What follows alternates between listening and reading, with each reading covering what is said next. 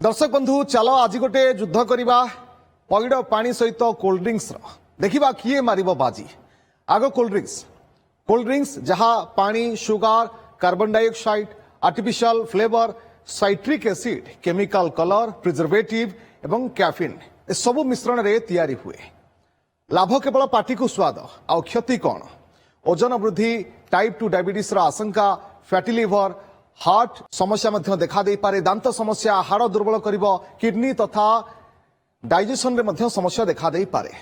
आपण कहबे जे cold drinks हजम कराए हाँ कोल्ड ड्रिंक्स हजम कराए किंतु सामयिक भाव में लॉन्ग टाइम जदि आपण पिउछन तेला आपनकर डाइजेस्टिव सिस्टम को ही से खराब कर दे पारे।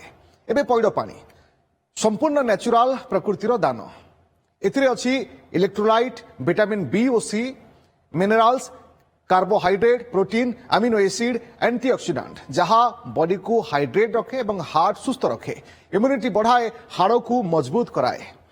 एते सब कहबा परे एबे ऑप्शन आपनका हाथ रे कोल्ड ड्रिंक्स ना पैड केउटा पीबे आपण एवं केउटा आपनकर शरीर पई लाभदायक केवल खरा दिन पई नुहे सब सीजन रे आपण पैड पी पारिबे कारण पैड रे अछि एते सारा विटामिन और मिनरल्स।